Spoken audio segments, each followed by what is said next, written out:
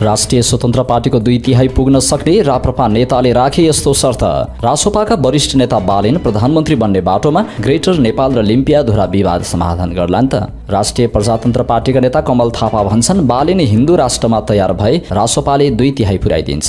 मन्त्रालयहरूको संख्या घटाउने पक्षमा बालेन, गैर सांसद मन्त्री नबनाउने। एमाले अध्यक्ष केपी शर्मा ओलीले भने अपेक्षित परिणाम आएन, जनताको फैसला सम्मानका साथ स्वीकार्छु। हार स्वीकार्दै केपी ओलीले भने जनताको फैसला शिरोधार्य छ। चुनावी हार स्वीकारेका ओलीले अध्यक्ष पद छाड्लान्। यस सम्बन्धी विशेष जानकारी आजको समाचारमा। ओलीप्रति एमाले नेताको कटाक्ष, सबै ठिक छ महाराज। कम्युनिस्ट पार्टीहरू आदर्श अनुसार चल्न नसक्दा चुनावी हार बेहोर्नु परेको एमाले नेत्री तथा पूर्व मन्त्री विद्या भट्टराईको टिप्पणी। देशको अवस्था परिवर्तन गर्न नागरिकले योगदान गर्नुपर्नेमा राष्ट्रिय स्वतन्त्र पार्टीका नेता गणेश पराजुलीको जोड। एमाले कास्की इन्चार्ज कृष्ण थापाको हृदयघातबाट मृत्यु। प्रचण्ड र बाबुराम भट्टराई विरुद्ध युद्ध अपराधको मुद्दामा सुनवाई सकियो, के आउला आदेश। नयाँ दिल्लीमा पूर्व प्रधानमन्त्री डाक्टर बाबुराम भट्टराईले भने युवाको नेतृत्वमा नेपालमा द्रुत विकास हुन्छ। रासोपाका उम्मेद्वार शिशिर खनालको चुनावी खर्च 15 लाख, सोभिता गौतमको चुनाव खर्च 9,93,000। इनिसा विक हत्या प्रकरणमा माइती घरमा न्याय माग गर्दै प्रदर्शन। इनिसालाई न्याय माग्दै धरधरी रोइन् आशिका, बलात्कारीलाई फाँसीको सजाय माग। इनिसा बलात्कार र हत्याका दोषीमाथि छिटो अनुसन्धान र कारबाही गर्न नेपाली कम्युनिस्ट पार्टीका संयोजक पुष्पकमल दाहाल प्रचण्डको माग। सुर्खेतकी इनिसाको बलात्कारपछि हत्या कानुनी संरचना नै परिवर्तन गर्नुपर्नेमा रासोपाका सांसद शिशिर खनालको जोड। इनिसा हत्या प्रकरणको थप अनुसन्धान सीआईबीले गर्ने। मध्यपूर्व तनाव उद्धार र सहायताका लागि 65,000 बढी नेपालीले गरे नाम दर्ता। काठमाडौँमा खाना पकाउने ग्यासको अभाव, बालजु क्षेत्रमा लाग्यो लाइन। कञ्चनपुरमा जीप र मोटरसाइकल ठोकिँदा 2 जनाको मृत्यु। मानव तस्करको फन्दामा परि कम्बोडिया पुगेका 16 नेपालीको उद्धार। नयाँ सरकारले स्थायी नीति लिनुपर्नेमा नेपाल उद्योग वाणिज्य महासङ्घका अध्यक्ष चन्द्रप्रसाद ढकालको जोड। कारोबार सहित बढ्यो शेयर बजार, बैंकिङमा उच्च वृद्धि, सुनचाँदीको भाव घट्यो। अन्तर्राष्ट्रिय खबरमा मध्यपूर्वमा तनावका कारण तेलको मूल्य आकाशियो, प्रति ब्यारेल $100 नाग्यो। इराकमा तेल बोकेको अमेरिकी ट्याङ्करमा आक्रमण, 1 भारतीयको मृत्यु। म्यानमारको राष्ट्रव्यापी म्याट्रिक परीक्षामा 2,55,000 भन्दा बढी विद्यार्थी सहभागी। मध्यपूर्वमा सैन्य गतिविधिहरू तुरुन्त रोक्न आह्वान गर्ने प्रस्ताव संयुक्त राष्ट्रसङ्घ सुरक्षा परिषदबाट पारित गर्न असफल। खेल खबरमा मध्यपूर्व तनावको असरका कारण युएईमा हुने अफगानिस्तान र श्रीलङ्का बीचको सिरिज स्थगित। रिचर्डको 2 गोलमा चर्च बोइजले काँक्री बिहारलाई हरायो र एन्फा महिला लिगको खेल तालिका सार्वजनिक।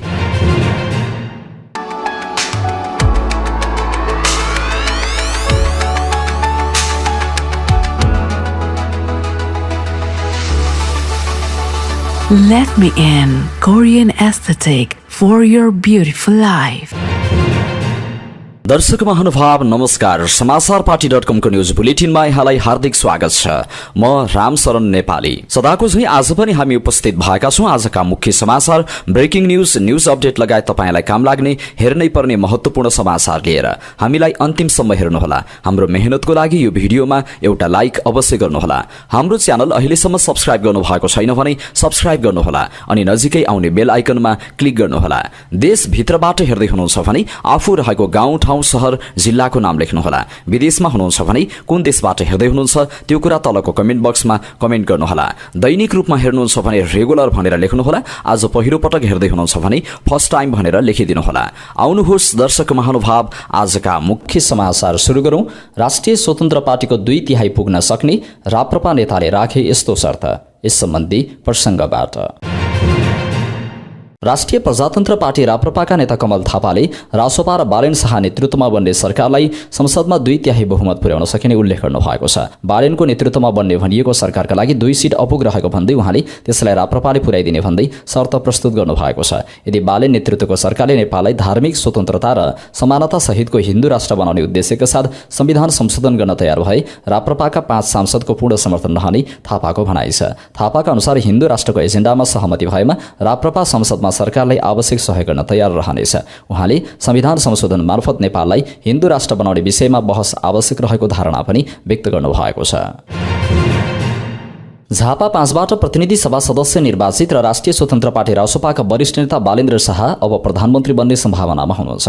उहाँको पार्टीले उहाँको पार्टीले ठूलो बहुमत हासिल गरेसँगै बालेन प्रधानमन्त्री बन्ने पक्का देखिएको छ। भारतीय प्रधानमन्त्री नरेन्द्र मोदीले बालेन र रासोपा सभापति रवि लामिछानेलाई फोन मार्फत नयाँ सरकार गठनका लागि बधाई दिनुभएको छ। बालेनले पनि धन्यवाद व्यक्त गर्दै दुवै देशबीच सम्बन्ध सुदृढ बनाउन सहकार्यका लागि तयार रहेको बताउनु भएको छ। तर अब उहाँको व्यवहार र नीति वास्तविकतामा कस्तो हुन्छ भन्ने कुरामा सबैको ध्यान केन्द्रित छ। बालेन तत्कालीन काठमाडौँ महानगरपालिकाका मेयर हुँदा आफ्नो कार्यकक्षमा ग्रेटर नेपाल नक्सा झुन्ड्याउनु भएको थियो, जसले भारतसँगको भू सीमा विवादका विषयलाई राष्ट्रिय र अन्तर्राष्ट्रिय स्तरमा चर्चा गराएको थियो। उहाँका समर्थकहरूले यसलाई देशप्रेमको सङ्केत ठाने, आलोचकहरूले स्टनबाजी भएको टिप्पणी गरे। उहाँले लिम्पियाधुरा कालापानी लिपुलेकको हकमा कसरी डिल गर्ने भन्ने विषय अहिले सबैको चासोमा छ। मेयर हुँदा सामाजिक सञ्जालमा पोस्ट मार्फत आफ्नो भूमिप्रतिको माया देखाउँदै आउनुभएका बालेन अब मुलुकको कार्यकारी प्रमुख बनेपछि संवेदनशील निर्णय गर्नुपर्ने चुनौती सामना गर्दै हुनुहुन्छ। विशेषज्ञहरूले प्रधानमन्त्री पद संवेदनशील र जिम्मेवारीपूर्ण भएकाले केवल सामाजिक सञ्जालमा जस्तो भाषण गर्ने शैली पर्याप्त नहुने, वास्तविक कार्यनीतिले मात्र देशको भू सीमाको रक्षा र स्थायित्व सुनिश्चित गर्न सक्ने चेतावनी दिएका छन्। नयाँ सरकार गठनसँगै बालेनको भूमिप्रति नीति र व्यवहार घाम जस्तै स्पष्ट हुने अपेक्षा गरिएको छ। रासोपाका वरिष्ठ नेता तथा भावी प्रधानमन्त्री बालेन्द्र शाहले नयाँ सरकार गठनका लागि आन्तरिक गृह कार्य सुरु गर्नुभएको छ। सरकारको स्वरूप र आकारबारे टिममा छलफल भइरहेको स्रोतले बतायो। रासोपाले आम निर्वाचन मार्फत स्पष्ट बहुमत ल्याइसकेको छ। प्रत्यक्षमा 125 र समानुपातिकमा 57 गरी 182 सांसदको सुदृढ समर्थनमा बालेन प्रधानमन्त्री बन्नुहुनेछ। थप 2 सांसदले रासोपा सरकारलाई समर्थन गरेमा 2/3 बहुमत नै पुग्छ। यस अर्थमा बालेन नेपालको संसदीय इतिहासमै शक्तिशाली मध्येका प्रधानमन्त्री बन्नुहुनेछ। समानुपातिकतर्फ संख्या एकिन भइसके पनि कसलाई पठाउने भन्ने टुङ्गिसकेको छैन। निर्वाचन आयोगले संख्या दिएपछि रासोपाले सो अनुसार संख्या टुङ्ग्याउनेछ र त्यसपछि पार्टीको बैठक बसेर सरकार गठनबारे औपचारिक छलफल हुनेछ। त्यसअघि बालेन आफू निकट समूहसँग आन्तरिक गृह कार्य गरिरहनु भएको छ। बालेनले संसदभन्दा बाहिरबाट विज्ञहरू छानेर मन्त्री बनाउने व्यापक हल्ला गरिए पनि त्यस्तो सम्भावना नरहेको स्रोतले बतायो। रासोपाको वाचापत्रमा पनि गैर सांसदलाई मन्त्री बनाउने एजेन्डा समावेश छ, तर अहिलेको संवैधानिक प्रावधानमा परिमार्जन नगरिकन त्यो सम्भव नहुने निष्कर्षमा बालेनको टिम पुगिसकेको छ। संविधानतः गैर सांसद पनि मन्त्री बन्न सक्छन्, तर 6 महिनाभित्र उनीहरू सांसद मनोनित हुनैपर्छ, अन्यथा स्वतः पदमुक्त हुन्छन्। 6 महिनामा सांसद बनाउन सक्ने अवस्था नरहेको र तत्काल संविधान संशोधन पनि सम्भव नदेखिएको हुँदा बालेनले त्यो सोच नै नलिनु भएको स्रोतको भनाइ छ। उहाँले गैर सांसदलाई मन्त्री बनाउन लागेको भन्ने हल्ला भ्रमपूर्ण हो। सांसदहरू मध्येबाटै क्षमता र विज्ञता हेरेर मन्त्रीको नाम छनौट गर्नुहुनेछ, स्रोतले भन्यो। स्रोतका अनुसार बालेनले मन्त्रालयको संख्या भने घटाउन चाहनु भएको छैन। स्रोतका अनुसार बालेनले मन्त्रालयको संख्या भने घटाउन चाहनु भएको छ। यसका लागि संविधान संशोधन गरिराख्नु पर्दैन। संविधानतः एउटा सरकारमा अधिकतम 25 जना मन्त्रीहरू रहन सक्छन्। मन्त्रालयको संख्या भने अहिले 22 वटा छ। बालेनले यसलाई 14-15 मा झार्न चाहनु भएको उहाँ निकट एक नेताले जानकारी दिनुभयो। सरकारलाई सानो र छरितो बनाउने पक्षमा हुनुहुन्छ। मन्त्रालय संख्या घटाउने बारेमा आन्तरिक छलफल भइरहेको छ उहाँले भन्नुभयो। विगतमा प्रशासन सुधार सुझाव आयोगको प्रतिवेदनले पनि मन्त्रालय संख्या घटाउन सुझाव दिएको थियो। यस्तै अघिल्लो सरकारका पालामा डाक्टर रामेश्वर खनालको संयोजकत्वमा बनेको आर्थिक सुधार सम्बन्धी कार्यदलले पनि संख्या घटाउन सुझाव दिएको थियो। खनाल अहिले अन्तरिम सरकारका अर्थमन्त्री हुनुहुन्छ। एमाले अध्यक्ष केपी शर्मा ओलीले निर्वाचन परिणाम अपेक्षा गरे जस्तो नआए पनि जनताको मतलाई आफूले सम्मान गर्ने बताउनु भएको छ। उहाँले बिहिबार सामाजिक सञ्जालबाट मतदाताहरूलाई धन्यवाद दिँदै आफूहरू जनतासँगको सम्बन्धलाई अझ बलियो बनाउने उल्लेख गर्नु भएको छ। झापा 5 ओली आफै पनि पराजित उम्मेदवार हुनुहुन्छ। उहाँको दल एमाले प्रत्यक्षमा जम्मा 9 सिट मात्र जितेको छ। यसपटकको निर्वाचनमा मैले अपेक्षा गरे जस्तो परिणाम प्राप्त गर्न सकिन। हाम्रो पार्टीले पनि अपेक्षित परिणाम ल्याउन सकेन। लोकतन्त्रमा अन्तिम फैसला जनताकै हुन्छ र त्यो फैसला शिरोधार्य गर्नु म र मेरो पार्टीको कर्तव्य हो। जनताको मतलाई म पूर्ण सम्मानका साथ स्वीकार गर्दछु, ओलीले भन्नुभएको छ। उहाँले एमालेको पक्षमा मतदान गर्नेहरूलाई धन्यवाद दिनुभएको छ। तपाईहरूको विश्वास नै हाम्रो शक्ति हो, तपाईहरूको साथ नै हाम्रो ताकत हो। निर्वाचनको परिणाम हाम्रो पक्षमा आएन, तर जनताप्रतिको हाम्रो प्रतिबद्धता र सेवाभाव कति पनि कमजोर भएको छैन, उहाँले भन्नुभएको छ। हामी जनताकै बीचमा रहनेछौँ, जनताकै लागि काम गरिरहनेछौँ र यो विश्वासको यो सम्बन्धलाई अझ बलियो बनाउँदै अघि बढ्नेछौँ। मत दिनुहुने, साथ दिनुहुने, विश्वास राख्नुहुने सबैमा हृदयदेखि धन्यवाद। फागुन 21 मा सम्पन्न प्रतिनिधि सभा सदस्य निर्वाचनको अन्तिम परिणाम सार्वजनिक भएको दोस्रो दिन फागुन 28 मा एमाले अध्यक्ष केपी शर्मा ओलीले नतिजा आफू र आफ्नो पार्टीले अपेक्षा गरेअनुसार नआएको भन्दै हार स्वीकार गर्नुभएको छ। साथै उहाँले लोकतन्त्रमा जनताको फैसला नै अन्तिम हुने भएकाले प्राप्त जनमतलाई पूर्ण सम्मानका साथ शिरोधार्य गर्ने प्रतिबद्धता समेत जनाउनु भएको छ। प्रत्यक्षतर्फ 165 र समानुपातिकतर्फ 110 सिट गरी प्रतिनिधि सभाको 275 सिटका लागि भएको निर्वाचनमा एमाले प्रत्यक्षतर्फ 9 सिटमा खुम्चिएको छ भने समानुपातिकतर्फ आधा मत घटेर जम्मा 16 सिट पाउने हैसियतमा पुगेको छ। दुवैतर्फका गरी प्रतिनिधि सभामा एमालेका 25 जना सांसदको प्रतिनिधित्व सुनिश्चित भएको छ। यसअघि अर्थात् 2079 को निर्वाचनमा समानुपातिक तर्फ 28 लाख बढी मत, 34 सिट र प्रत्यक्षतर्फ 44 सिट जितेको एमाले संसदको दोस्रो ठूलो दल भन्दै लोकप्रिय मतमा पहिलो बनेको थियो। तर यो पटक एमालेको सांसद संख्या मात्रै घटेन, संसदको पोजिसन नै बदलिएर दोस्रोबाट तेस्रोको हैसियतमा पुग्यो। चुनावी नतिजाले एमालेमा तरङ्ग पैदा गरेसँगै आन्तरिक समीक्षा समेत सुरु भएको छ। चुनावको पुरै नतिजा सार्वजनिक नहुँदै नेताहरू शङ्कर पोखरेल, योगेश भट्टराई, विष्णु पौडेल, सुरेन्द्र पाण्डे लगायतले नीति र नेतृत्वबारे गम्भीर समीक्षा गर्नुपर्ने प्रारम्भिक प्रतिक्रिया दिएका थिए। नेताहरूको यस्तो प्रतिक्रियाप्रति अध्यक्ष ओलीले भने सार्वजनिक रूपमा कुनै जवाफ दिइसक्नु भएको छैन। अध्यक्ष ओलीले व्यक्ति केन्द्रित सोच, नीति र कार्यशैली नै चुनावी हारको प्रमुख कारण रहेको विश्लेषण गरेका अधिकांश नेता कार्यकर्ताहरूले ओलीले नैतिकताका आधारमा तत्काल अध्यक्ष पदबाट राजीनामा गर्नुपर्ने आवाज बढ्दै जान थालेको छ। यस्तो आवाजलाई ओली निकटस्थ केही नेता कार्यकर्ताले भने अस्वीकार गरिरहेका छन्। एमाले उपमहासचिव योगेश भट्टराईले चुनावी समीक्षा गर्दै नेतृत्वको राजीनामा र पार्टी पुनर्गठनको बहस सार्वजनिक गरेपछि ओली निकटस्थहरू भट्टराईमाथि नै आक्रोश पोख्न पुगेका छन्। उपमहासचिव भट्टराईले चुनावी नतिजापछि नीति र नेतृत्व पुनर्गठनका लागि नेतृत्व तयार नभई अप्रिय निर्णय लिनुपर्ने अवस्था आउन सक्ने बताउनु भएको थियो। सोही सन्दर्भलाई लिएर गण्डकीका स्वास्थ्य मन्त्री तथा एमाले नेता कृष्ण पाठकले उहाँलाई अमुक शक्ति केन्द्रबाट सञ्चालित एजेन्टको आरोप नै लगाउन पुगेका छन्। पाठकले पार्टी करेक्सन हुनुपर्ने भए पनि भट्टराईले गरेको टिप्पणी गलत भएको बताउनु भयो। एमाले करेक्सन हुनुपर्छ र हुन्छ पनि, तर योगेश जस्तो अराजक, असहिष्णु, चरम पूर्वाग्रही र एमाले सक्न अमुक शक्ति केन्द्रबाट सञ्चालित एजेन्टको अराजक अभिव्यक्तिलाई अनुशासनको दायरामा तान्नुपर्छ। पाठकले सामाजिक सञ्जालमा भट्टराईको नामै किटेर भन्नुभएको छ। चुनावी नतिजापछि नेता कार्यकर्ता विभाजित बन्न थालेपछि पूर्व मन्त्री तथा एमाले नेत्री विद्या भट्टराईले केवल आरोप प्रत्यारोपण नअल्झिएर गम्भीर आत्ममन्थन गर्न नेतृत्वलाई आग्रह गर्नुभएको छ।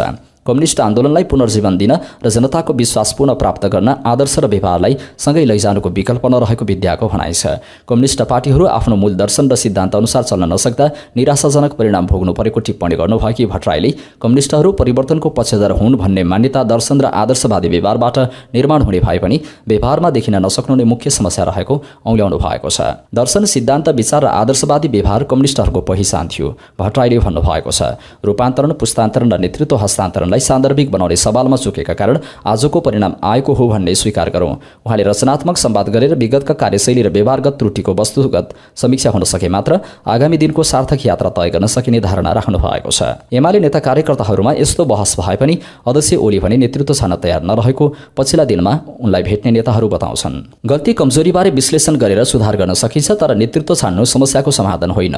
गुण्डोमा अध्यक्ष ओलीसँग भेट गर्नुभएका एक नेता ओलीकै भनाइ उद्धृत गर्दै भन्नुहुन्छ, यो सङ्कटको घडीमा मैले अध्यक्ष छान्ने कुरा हुनै सक्दैन। त्यसो त अब बस्ने एमाले बैठकमा एमाले नेताहरूले ओलीको राजीनामा माग्ने तयारी गरेका छन्। सचिवालय बैठकमा यो विषय प्रवेश हुन्छ। एक सचिवालय सदस्य भन्नुहुन्छ, त्यहाँबाट सम्बोधन भएन भने केन्द्रीय कमिटी बैठकसम्म पनि पुग्न सक्छ। एमाले उपमहासचिव लेखराज भट्ट पार्टीको आन्तरिक विषय पार्टी बैठकमै छलफल हुने बताउनुहुन्छ। यो हाम्रो आन्तरिक विषय हो, बैठकमा हुने छलफलबारे अहिले नै बोल्नु उचित हुँदैन, भट्टको भनाइ छ। एमाले नेता वासुदेव घिमिरेले पार्टीको लज्जास्पद हात र पार्टी नेतृत्वको शैलीलाई लिएर टिप्पणी गर्दै पञ्चायत ढल्दै गर्दा पञ्चहरूले सबै ठिक छ महाराज भन्ने गरेको सम्झाउनु भएको छ। उहाँले सामाजिक सञ्जालमा लेख्नु भएको छ, पञ्चायत ढल्दै थियो तर पञ्चहरूको रटान उही, सबै ठिक छ महाराज। चुनाव अघि एमाले छाडेको घोषणा गर्नुभएका उहाँलाई विष्णु पौडेल लगायतका नेताले सम्झाइ भुसाइ रोकेका थिए। रूपन्देही 3बाट उम्मेद्वार रहनुभएका घिमिरेले जमानत समेत जोगाउन सक्नु भएन। रासोपाका डाक्टर लेखजङ थापाले उहाँलाई हराउनु भयो।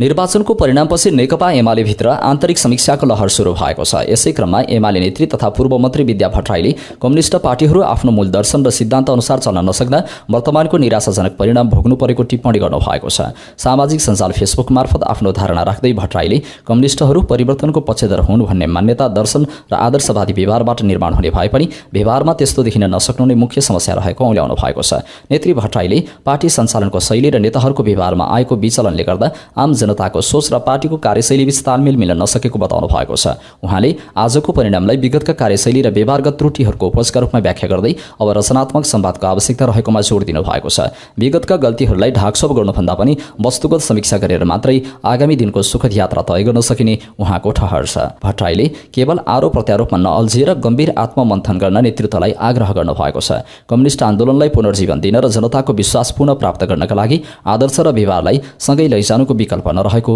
उहाँको सन्देश छ। राष्ट्रिय स्वतन्त्र पार्टीका नेता गणेश पराजुलीले देशको अवस्था परिवर्तन गर्न नागरिकले योगदान गर्नुपर्ने समय आएको बताउनु भएको छ।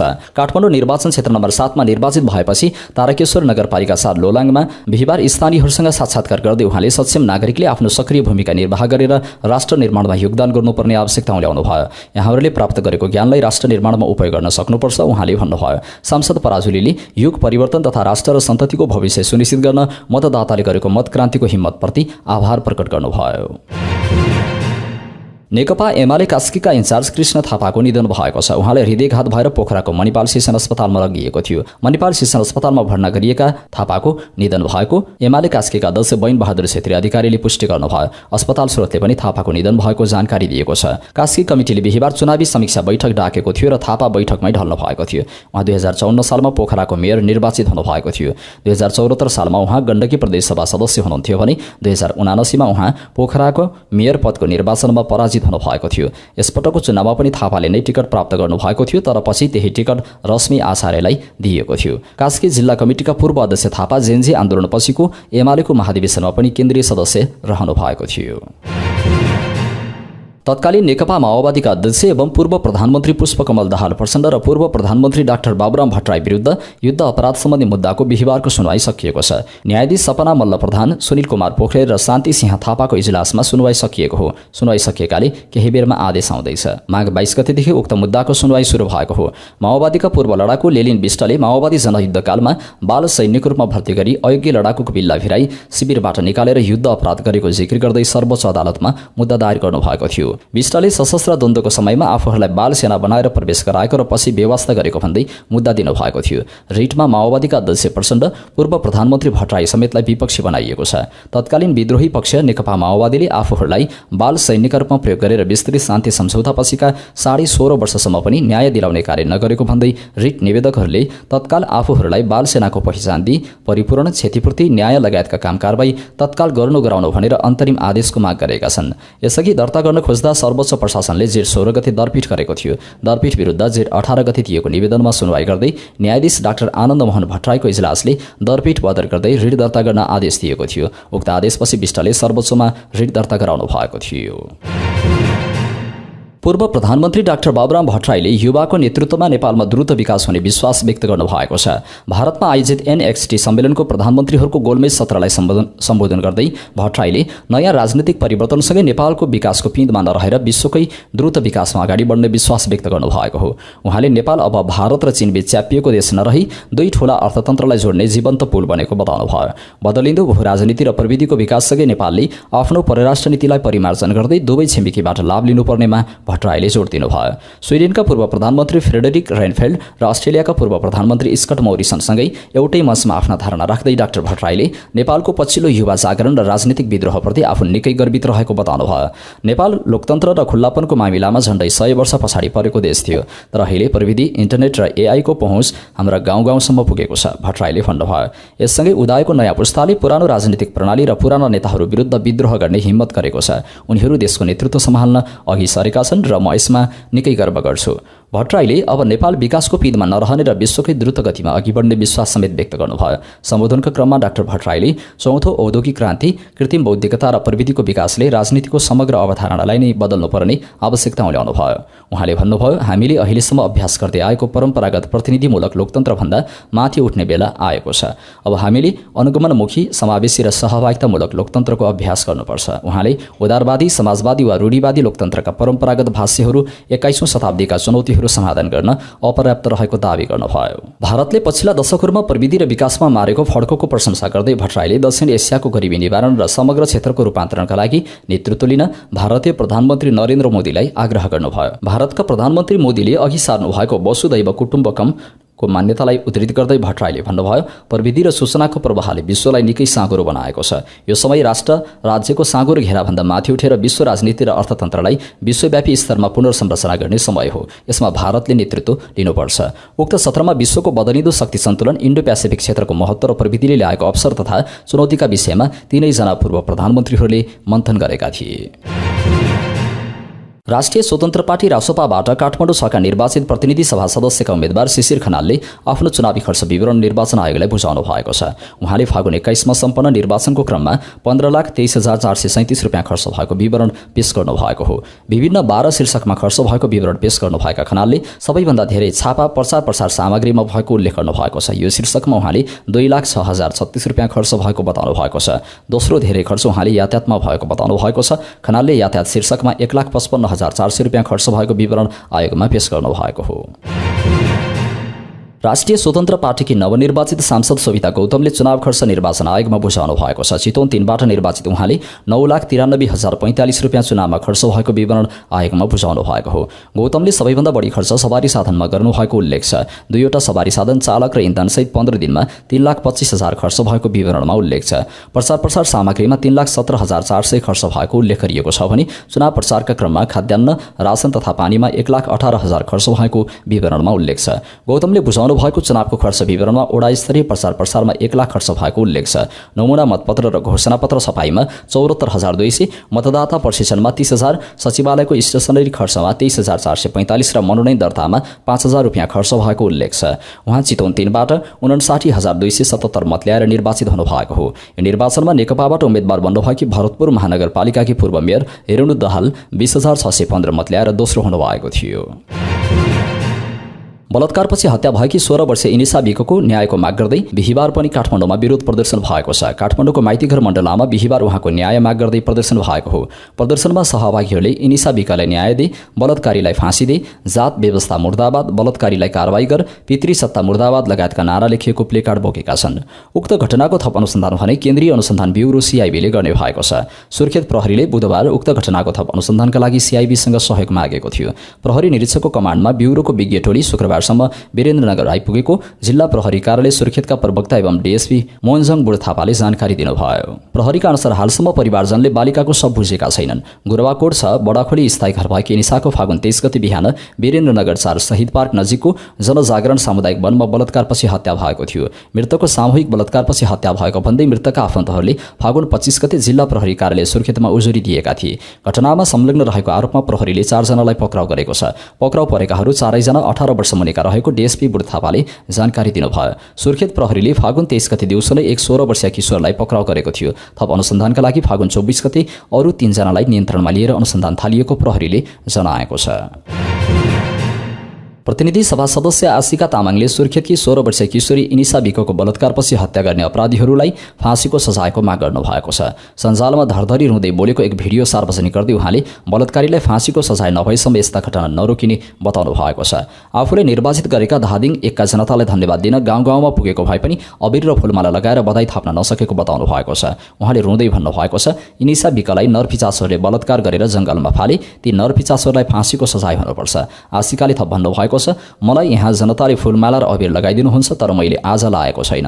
मलाई सम्झँदाखेरि मात्र यति गाह्रो फिल भइरहेको छ। त्यो बहिनीलाई कति गाह्रो भएको थियो होला। उनी जङ्गलमा कति चिच्चाइन होलिन्, सहयोगको लागि कति अपिल गरिन् होला, तर कोही पनि उनको सहयोगका लागि आउन सकेनन्। देशमा रासोपाले जितेर उत्सव भइरहेको बेला एउटी नारीले हारेर गएको भन्दै इनिसाको न्यायका लागि अब बन्ने सरकार समक्ष कडा कारबाहीको माग राख्ने बताउनु भएको छ। गत फागुन 23 गते घरबाट ट्युसन पढ्न गएकी गुरवाकोट नगरपालिका 6 बडाखोली स्थायी घर भई हाल वीरेन्द्रनगर 1 मा बस्दै आएकी इनिसा सामुदायिक वनमा बेहोस अवस्थामा फेला परेकी थिइन्। शरीरभरि निलडाम र रगतताम्य अवस्थामा फेला परेकी उनलाई अस्पताल पुर्याउने बित्तिकै मृत घोषणा गरिएको थियो। प्रहरीले उनको बलात्कारपछि हत्या गरेको आरोपमा 4 जनालाई पक्राउ गरेको छ।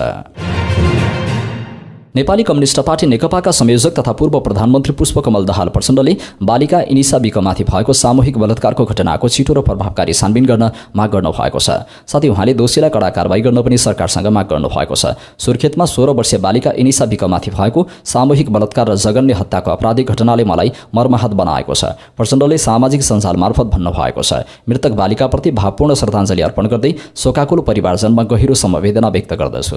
प्रचण्डले घटनाको निष्पक्ष, छिटो र प्रभावकारी छानबिन गरी दोषीलाई कडा कानुनी कारबाही गर्न सरकार र सम्बन्धित निकायसँग जोरदार माग गर्नु भएको छ। सुर्खेतकी 16 वर्षीय किशोरी इनिसा बिकमाथि भएको विवत्स सामूहिक बलात्कार र हत्याको घटनाले देशलाई नै स्तब्ध बनाएको छ। यस जघन्य अपराधको विरुद्धमा राष्ट्रिय स्वतन्त्र पार्टीका सांसद शिशिर खनालले प्रतिक्रिया दिँदै राज्यको सुरक्षा संयन्त्र र प्रणालीको असफलतामाथि प्रश्न उठाउनु भएको छ। सामाजिक सञ्जाल फेसबुक मार्फत आफ्नो धारणा सार्वजनिक गर्दै खनालले किशोरीहरूले सुरक्षित रूपमा बाँच्न पाउने मौलिक अधिकार समेत गुमाउनु पर्ने अवस्था आउनु गम्भीर चिन्ताको विषय भएको बताउनु भएको छ। सांसद खनालले पीडित परिवारप्रति गहिरो समवेदना प्रकट गर्दै इनिसाको आत्माको चिर शान्तिको कामना गर्नुभएको छ। उहाँले महिला तथा बालबालिकामाथि हुने यस्ता यौन हिंसा, बलात्कार र हत्या जस्ता क्रूर कृत्यहरू कुनै पनि हालतमा स्वीकार्य नहुने स्पष्ट पार्नु भएको छ। यस घटनाको तुरुन्त र निष्पक्ष अनुसन्धान गरी दोषीहरूलाई कडा कानुनी दायरामा ल्याउन उहाँले गृह मन्त्रालयको गम्भीर ध्यान आकर्षण गराउनु भएको छ। पीडित परिवारले न्याय पाउनु अनिवार्य रहेको भन्दै खनालले दोषीमाथि हुने कारबाहीले मात्रै नपुग्ने बरु समग्र कानुनी संरचनाले परिवर्तन गर्नुपर्नेमा जोड दिनु भएको छ। सांसद खनालका अनुसार अपराधीलाई कारबाही गर्नुका साथै आगामी दिनमा यस्ता घटना दोहोरिन नदिन कानुनी संरचनालाई थप सबल र प्रभावकारी बनाउनुपर्छ। महिला र बालबालिकाहरू डर र असुरक्षाको भावना बिना सम्मानपूर्वक बाँच्न सक्ने वातावरण निर्माण गर्नु राज्यको प्राथमिक जिम्मेवारी भएको उहाँको ठहर छ। बलात्कारपछि हत्या भएकी 16 वर्षीय इनिसा बिक घटनाको थप अनुसन्धान केन्द्रीय अनुसन्धान ब्युरो CIB ले गर्ने भएको छ। सुर्खेत प्रहरीले बुधबार उक्त घटनाको थप अनुसन्धानका लागि CIBसँग सहयोग मागेको थियो। प्रहरी निरीक्षकको कमान्डमा रहेको ब्युरोको विज्ञ टोली बिहिबार वीरेन्द्रनगर आइपुगेको जिल्ला प्रहरी कार्यालय सुर्खेतका प्रहरी उपरीक्षक सुधीर राज शाहीले जानकारी दिनुभयो। उहाँका अनुसार घटनासँग सम्बन्धित मोबाइल सहितका विभिन्न विद्युतीय सामग्री अनुसन्धानका लागि प्रयोगशालामा पठाइएको छ। सुर्खेत प्रहरीले पहिलो चरणको सम्पूर्ण अनुसन्धान जिल्लाबाटै सकेको DSP बुढ थापाले बताउनुभयो। पहिलो चरणको अनुसन्धान जिल्लाबाटै सकाएको र घटनाको गम्भीरतालाई मध्यनजर गरेर केन्द्रीय अनुसन्धान ब्युरोको पनि सहयोग लिएको उहाँले बताउनुभयो। अहिलेसम्म पोस्टमार्टम रिपोर्ट आइसकेको छ। फरेन्सिक ल्याबमा पीडित र पीडक परिवार दुवैजनाको मोबाइल लगायत विद्युतीय सामग्रीहरू अनुसन्धानका लागि पठाएको र त्यसको रिपोर्ट आइ नसकेको जिल्ला प्रहरी कार्यालय सुर्खेतका प्रमुख प्रहरी उपरीक्षक सुधीर राज शाहीले जानकारी दिनुभयो। जिल्ला प्रहरी कार्यालय सुर्खेतले पनि एउटा छुट्टै अनुसन्धान टिम बनाएर काम गरिरहेको प्रहरी उपरीक्षक शाहीले जानकारी दिनुभएको छ। प्रहरीका अनुसार हालसम्म परिवारजनले बालिकाको शव बुझेका छैनन्। पीडित परिवारले दिएको जाहेरीका आधारमा शव परीक्षणका लागि थप अनुसन्धान गर्न भेरी अस्पताल बाँकेका फरेन्सिक विशेषज्ञ डाक्टर अरविन्द साक्यको टोलीले प्रदेश अस्पताल सुर्खेतमा पुगेर शव परीक्षण गरी त्यसको प्रतिवेदन दिएको छ। सो प्रतिवेदन अनुसार जबरजस्ती कारणले गर्दा मृतकको संवेदनशील अङ्ग च्यातिएको र अत्याधिक रक्तस्राव हुँदा मृत्यु भएको उल्लेख छ। गुरबाकोट 6 बडाखोली स्थायी घर भएकी इनिसाको फागुन 23 गते बिहान वीरेन्द्रनगर 4 शहीद पार्क नजिकको जनजागरण सामुदायिक वनमा बलात्कारपछि हत्या भएको थियो। मृतकको सामूहिक बलात्कारपछि हत्या भएको भन्दै मृतकका आफन्तहरूले फागुन 25 गते जिल्ला प्रहरी कार्यालय सुर्खेतमा उजुरी दिएका थिए। घटनामा संलग्न रहेको आरोपमा प्रहरीले 4 जनालाई पक्राउ गरेको छ। पक्राउ परेकाहरू 4 जना 18 वर्ष मुनिका रहेको DSP बुढ थापाले जानकारी दिनुभयो। सुर्खेत प्रहरीले फागुन 23 गते दिउँसो नै एक 16 वर्षीय किशोरलाई पक्राउ गरेको थियो। थप अनुसन्धानका लागि फागुन 24 गते अरू 3 जनालाई नियन्त्रणमा लिएर अनुसन्धान थालिएको प्रहरीले जनाएको छ।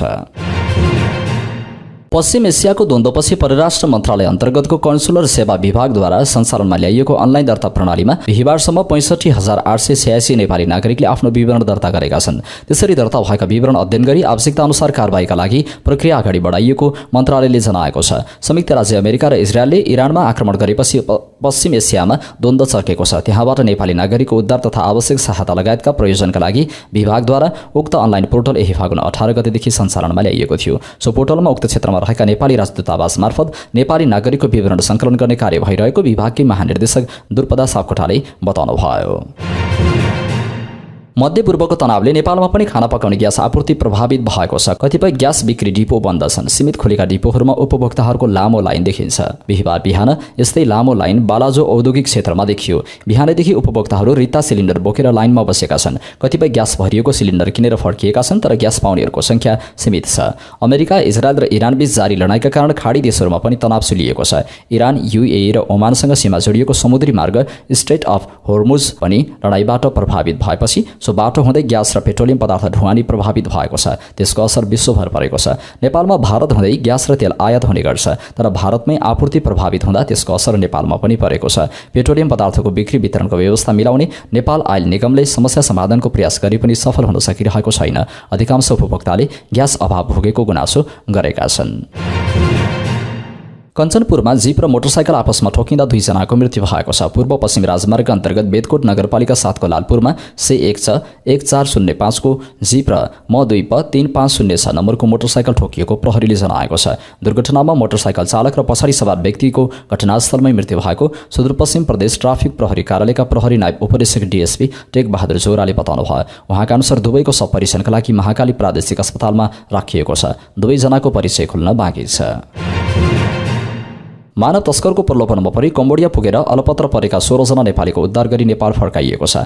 थाइल्याण्ड स्थित नेपाली राजदूतावासको पहल, कम्बोडिया सरकारको सहयोग र गैर आवासीय नेपाली सङ्घ NRNA कम्बोडियाको सहजीकरणमा उनीहरूलाई बिहिबार स्वदेश फर्काइएको हो। दूतावासका अनुसार उनीहरूलाई विभिन्न माध्यमबाट कम्बोडिया पुर्याएर अवैध रूपमा सञ्चालित अनलाइन स्क्यामिङ, ठगी केन्द्र र क्यासिनोहरूमा गैर कानुनी काममा लगाइएको थियो। साथै उनीहरूमध्ये कतिपय बिना भिसा त्यहाँ बसिरहेका थिए। राजदूतावासले अझै पनि त्यहाँ कठिन परिस्थितिमा रहेका अन्य नेपालीहरूको उद्धारका लागि पहल निरन्तर भइरहेको जनाएको छ। दूतावासले कम्बोडियामा भिसा म्याद गुज्रिएर बसेका वा जबरजस्ती गैरकानुनी काममा फँसेका नेपालीहरूलाई तत्काल सम्पर्क गर्न आग्रह गरेको छ। उद्धार र नेपाल फर्कने सहजीकरणका लागि राजदूतावास बैंकक वा NRNA कम्बोडियाका प्रतिनिधिहरूलाई शिवराज पराजुली +855 12 215 578, लालसिंह खड्का +855 93 203 666 र रामजी श्रीकुमार छेत्री +855 96 346 5788 मा सम्पर्क गर्न दूतावासले आग्रह गरेको छ।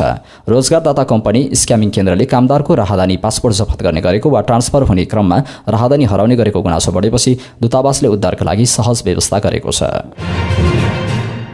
नेपाल उद्योग वाणिज्य महासङ्घका अध्यक्ष चन्द्रप्रसाद ढकालले राजनीतिक परिवर्तनसँगै बन्न लागेको नयाँ सरकारले स्थायी र निजी क्षेत्र मैत्री नीति ल्याउनु पर्ने बताउनु भएको छ। बिहिबारदेखि काठमाडौँको भिरकोटी मण्डपमा सुरु भएको फार्मा एक्सपोलाई सम्बोधन गर्दै उहाँले निजी क्षेत्रले लामो समयदेखि स्थिर सरकारको आवश्यकता ल्याउँदै आएको बताउँदै त्यो पूरा हुन लागेको बताउनुभयो। उहाँका अनुसार स्थिर सरकारले स्थायी नीति ल्याएर आर्थिक गतिविधि बढाउन सक्छ। अहिले करिब 2/3 बहुमत नजिकको सरकार बन्न लागेको भन्दै ढकालले निजी क्षेत्रसँग सम्बन्धित विषयहरू रासोपाको वाचापत्रमा पनि समावेश गरिएको स्मरण गराउनुभयो। उहाँले रासोपाले वाचापत्र मार्फत निजी क्षेत्र मैत्री प्रतिबद्धताहरू व्यक्त गरेको उल्लेख गर्दै ती प्रतिबद्धताहरू इमान्दारीपूर्वक कार्यान्वयन हुनुपर्ने बताउनु भयो। ढकालका अनुसार ती प्रतिबद्धताहरू प्रभावकारी रूपमा लागू भएमा छोटो समयमा नै धेरै काम गर्न सम्भव हुनेछ। बाह्य तथा आन्तरिक लगानीलाई प्रोत्साहन गर्ने खालका नीतिहरू अबको सरकारले लिनुपर्ने समेत उहाँले बताउनु भयो। साताको अन्तिम कारोबार दिन बिहिबार शेयर बजार 23.87 अङ्क बढेको छ। सो वृद्धिसँगै नेप्से परिसूचक 2820 अङ्कमा कायम भएको छ। कारोबार रकम पनि बढेको छ। अघिल्लो दिन 13 अर्ब 18 करोडको कारोबार भएकोमा बिहिबार 14 अर्ब 55 करोडको कारोबार भयो। बिहिबार 176 कम्पनीको मूल्य बढ्दा 77 को घट्यो भने 9 को स्थिर रह्यो। बैंकिङ समूहमा नै सबैभन्दा धेरै बढ्यो। यो समूह 2.02% घट्यो। त्यस्तै विकास बैंक 1.28, फाइनान्स 1.30, हाइड्रोपावर 1.10, लगानी 1.14, जीवन बीमा 0.36, उत्पादन तथा प्रशोधन 0.73, माइक्रो फाइनान्स 0.27 तथा व्यापार 0.14% बढे।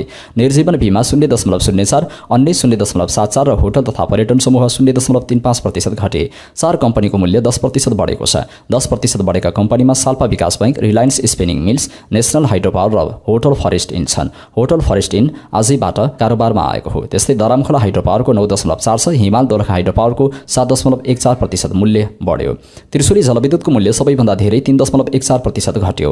आज धेरै कारोबार भएका कम्पनीमा नेसनल हाइड्रोपावर, SIDCL, प्रोमोटर, कुमारी बैंक, हिमाल दोलखा हाइड्रोपावर र बलिफी हाइड्रोपावर रहेका छन्।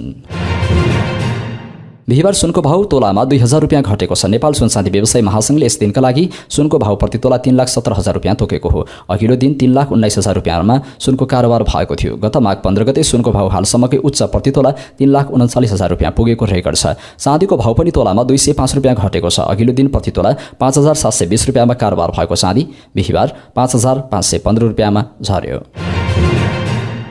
अब अन्तर्राष्ट्रिय खबर। मध्यपूर्व खाडी क्षेत्रमा थप 3 मालवाहक पानी जहाजमाथि आक्रमण भएपछि बिहिबार विश्वव्यापी तेलको मूल्यमा व्यापक वृद्धि भएको छ। एसियाली बजारमा ब्रेन्ट कच्चा तेलको मूल्य प्रति ब्यारल $100 नागेको छ, जसले विश्व अर्थतन्त्रमा नयाँ चुनौती थपेको छ। यो मूल्य वृद्धि अमेरिका, इस्रायल र इरान बीच जारी तनावको प्रत्यक्ष परिणाम हो। ऊर्जा ढुवानीका लागि विश्वकै सबैभन्दा महत्त्वपूर्ण जलमार्ग हर्मुज स्ट्रेट आक्रमणको डरले लगभग बन्द छ। इरानको रिभोल्युसनरी गार्ड्स IRGC-ले अमेरिका र उसका सहयोगीसँग सम्बन्धित कुनै पनि जहाजलाई निशाना बनाउने चेतावनी दिँदै तेलको मूल्य प्रति ब्यारल $200 सम्म पुग्न सक्ने चेतावनी दिएको छ। इराकको बसरा नजिकै कच्चा तेल बोकेको अमेरिकी ट्याङ्करमा आक्रमण भएको छ। इराक स्थित भारतीय दूतावासले जारी गरेको विज्ञप्ति अनुसार उक्त आक्रमणमा एकजना भारतीय नागरिकको मृत्यु भएको छ। यद्यपि दूतावासले आक्रमण कसले गर्यो भनेर उल्लेख भने गरेको छैन। 11 मार्च 2026मा मार्शल टापुहरूको झण्डा फहराउँदै अमेरिकी कच्चा तेल ट्याङ्कर सेफ्सी विष्णुमा इराकको बसरा नजिकै आक्रमण गरिएको थियो। दूतावासले सामाजिक सञ्जाल प्लेटफर्ममा एक्समा जारी गरेको विज्ञप्तिमा भनिएको छ। जहाजमा रहेका बाँकी 15 भारतीय चालक दलका सदस्यहरूलाई भने सुरक्षित स्थानमा लगिएको विज्ञप्तिमा जनाइएको छ। बगदाद स्थित भारतीय दूतावासले इराकी अधिकारीहरू र उद्धार गरिएका भारतीय नाविकहरूसँग निरन्तर सम्पर्कमा रहेको र सबै सम्भावित सहयोग प्रदान गरिएको बताइएको छ। दूतावासले मृतक चालक दलका सदस्य परिवारप्रति गहिरो संवेदना व्यक्त गरेको छ। आधिकारिक टेलिभिजन च्यानल MRTVका अनुसार 2026को परीक्षाको पहिलो दिन बुधबार म्यानमारको राष्ट्रव्यापी म्याट्रिक परीक्षामा कुल 2,55,228 विद्यार्थी सहभागी भएका छन्। यो संख्या परीक्षाका लागि दर्ता भएका विद्यार्थीहरूको 94.97% हो। रिपोर्टमा थपिएको छ कि 887 परीक्षा केन्द्रहरूमा कुल 2,68,753 विद्यार्थीले दर्ता गराएका थिए। आधिकारिक तथ्याङ्क अनुसार यस वर्ष परीक्षा दिने विद्यार्थीको कुल संख्या 2025मा म्याट्रिक परीक्षा दिएका 2,08,889 विद्यार्थीको तुलनामा बढेको छ। संयुक्त राष्ट्रसङ्घ सुरक्षा परिषदले बुधबार मध्यपूर्व र सोभन्दा बाहिरका सबै पक्षहरूलाई आफ्ना सैन्य गतिविधिहरू तुरन्त रोक्न, थप तनाव नबढाउन र नागरिक तथा नागरिक पूर्वाधारमाथिका सबै आक्रमणहरूको निन्दा गर्ने मस्यौदा प्रस्ताव पारित गर्न असफल भएको छ।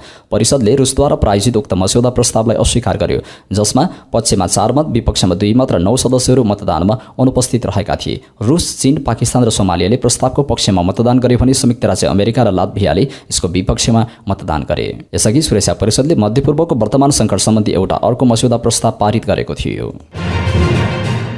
अब पालो खेल खबरको।